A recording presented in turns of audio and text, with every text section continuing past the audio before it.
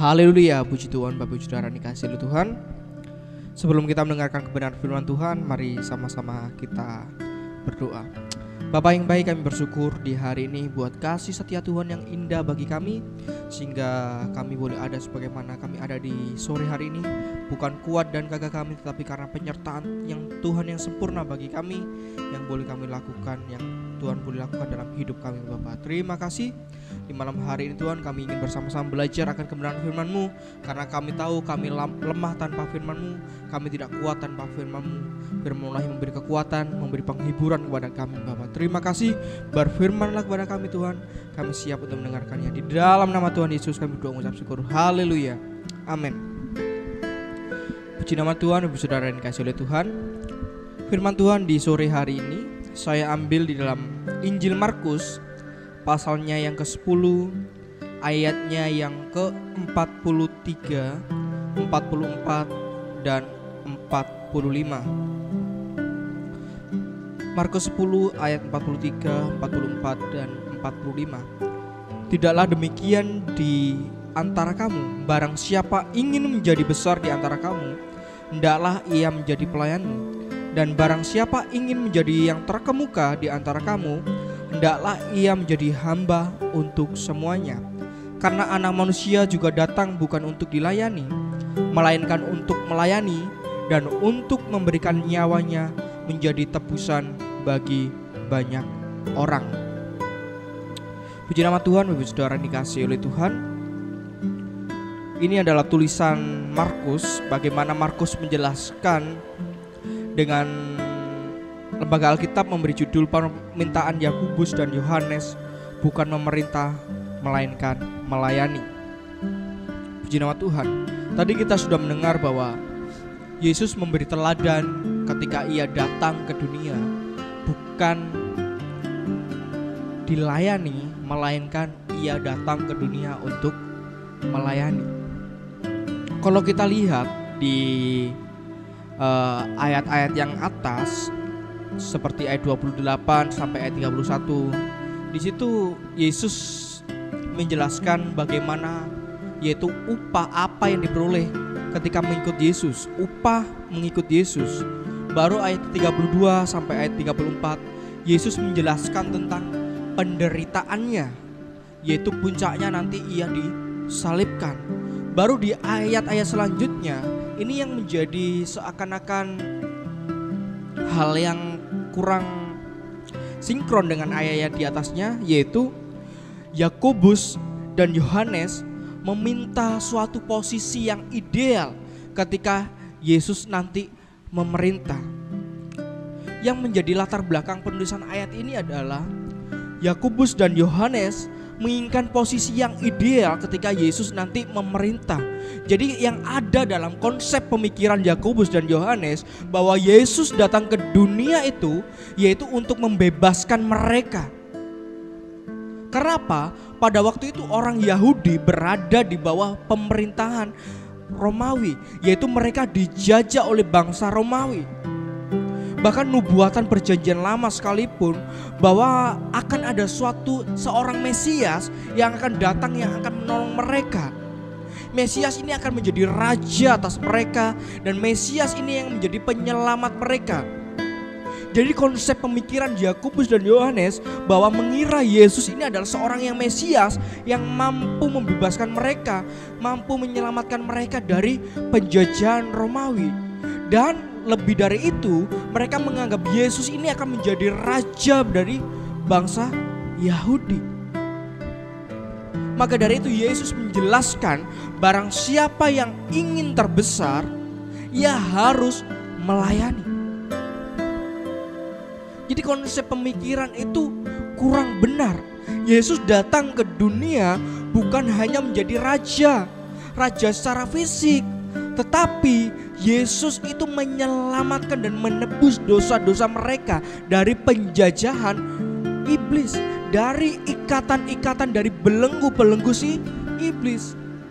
Kita yang dahulu sebenarnya mengalami penderitaan, dahulu mengalami siksaan, dahulu mengalami hukuman yang kekal. Ketika Yesus datang ke dunia, Dia itu yang menyelamatkan kita, Dia itu yang membebaskan kita, Dia yang melepaskan ikatan-ikatan kita dari belenggu dosa itu. Jadi Yakobus dan Yohanes, mereka salah menilai tentang Yesus. Bayangkan, Yesus panggil mereka untuk membantu pekerjaan Yesus, membantu pelayanan Yesus. Tetapi setelah hidup beberapa tahun dengan Yesus, hidup bersama-sama dengan Yesus, mereka masih tidak mengerti apa maksud dan tujuan Yesus datang ke dunia itu. Perhatikan Bapak Saudara dikasihi oleh Tuhan, bukankah hal yang miris yang terjadi ketika mereka hidup bersama-sama dengan Yesus, tetapi mereka tidak tahu maksud dan tujuan oleh Yesus. Jadi mereka menilai bahwa Yesus datang ke dunia itu menjadi raja. Sehingga apa? Yakobus dan Yohanes, Tuhan, aku taruhlah kami ini di sisi kanan dan sisi kirimu ketika engkau memerintah nanti. Kalau Bapak Ibu Saudara baca ayat-ayat itu sampai akhir, ayat 35 sampai ayat 45. Jadi mereka mari salah mengerti tentang Yesus. Ayat 45 tadi katakan, karena anak manusia juga datang bukan untuk dilayani. Ini Yesus mempertegas, melainkan untuk melayani dan untuk memberikan nyawanya menjadi tebusan bagi banyak orang. Perhatikan, Yesus datang untuk melayani. Yesus memberi teladan pada kita, pengikut-pengikut Kristus, orang-orang Kristen yang mempercayai Tuhan Yesus sebagai Tuhan dan Juru Selamat kita. Ini juga menjadi teguran bagi kita. Jangan sampai kita seperti Yakobus dan Yohanes yang salah menilai Yesus, bahwa mengikut Yesus itu akan mendapat yang sesuatu yang enak-enak saja. Kita mengikut Yesus itu akan mendapat berkat-berkat saja. Kita mengikut Yesus itu akan mendapat mujizat yang luar biasa, berkat terus mengalir. Posisi kita akan seperti Yakobus dan Yohanes, enak. Mereka memandang bahwa oh Mesias, aku dekat dengan Mesias berarti aku mendapat kedudukan yang luar biasa. Bukan seperti itu. Tetapi yang Yesus teladankan pada kita yaitu melayani. Barang siapa ingin menjadi terbesar, baiklah ia melayani. Pemimpin yang berhasil bukan ketika ia pandai menyuruh, ketika omongannya diterima orang lain dan orang lain melakukan. Bukan. Pemimpin yang berhasil adalah ketika ia mampu meneladankan sehingga orang lain mengikuti dia. Pemimpin yang berhasil ketika ia bisa memberi teladan pada orang lain. Jadi ketika pemimpin tidak usah menyuruh, orang lain pun mengikutinya. Jadi Yesus sudah memberi teladan. Bahkan di peristiwa lain, Yesus pun membasuh kaki-kaki murid-muridnya. Padahal pekerjaan membasuh kaki itu dilakukan oleh budak yang paling hina pada waktu itu. Ketika orang baru keluar bepergian, pulang ke rumah, ada budak yang membasuh kakinya sebelum ia masuk rumah. Tetapi Yesus lakukan itu sebagai bentuk ia melayani. Ia memberikan teladan yang luar biasa kepada pengikut-pengikutnya.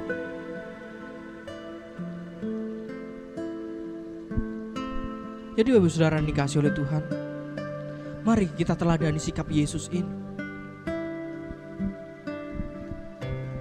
Yesus tidak janjikan suatu berkat yang melimpah yang luar biasa, itu pasti. Tetapi mari teladani sikap Yesus ini, melayani terlebih dahulu. Karena apa?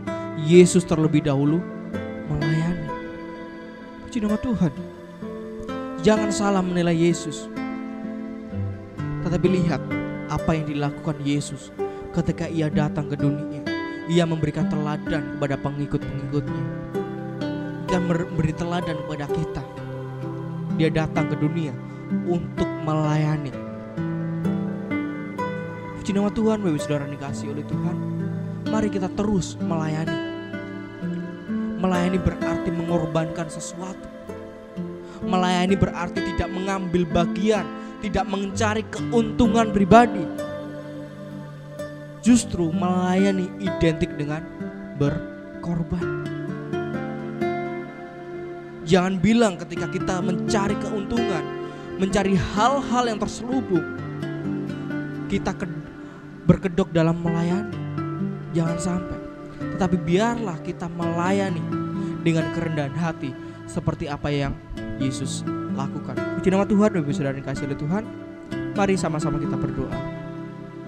Kami bersyukur Tuhan buat kasih-Mu yang indah bagi kami. Kami telah mendengarkan kebenaran firman-Mu di sore hari ini. Biarlah kami semakin hari semakin dengar-dengaran dengan Engkau Bapa, meneladani Engkau yang telah datang ke dunia ini, memberi teladan kepada kami, yaitu melayani kami, bahkan rela memberikan nyawa-Mu bagi kami umat ketebusan-Mu ini Bapa. Terima kasih buat kebenaran firman-Mu Tuhan. Materikanlah firman-Mu ini Bapa. Tetap kami berdoa buat bangsa negara ini. Tuhan yang tolong pemerintahan ini, Tuhan yang mampukan pemerintahan ini, sehingga mereka mampu mengatasi badai COVID yang ada, yang melanda bangsa negara ini Bapak. Pemulihan terjadi atas bangsa negara ini atas campur tangan daripada Tuhan. Terima kasih. Kota Jogja kami juga serahkan tangan-Mu, Tuhan yang tolong Sri Sultan yang ada, mampukan untuk membawa kota Jogja ini lebih baik lagi semakin hari Bapak. Terima kasih Tuhan. Kami juga berdoa buat jemaat-Mu GPD Efrata yang ada. Tuhan yang tolong, Tuhan yang berkati dimanapun mereka berada. Kuatkan iman mereka Bapa menjelang hari Tuhan yang semakin dekat ini. Bahkan hidup mereka semakin hari bersungguh-sungguh di dalam Engkau Bapa. Terima kasih Tuhan buat malam hari ini, persekutuan yang indah. Dan kami akan akhiri renungan kami di malam hari ini di dalam nama Tuhan Yesus Kristus. Haleluya. Amin.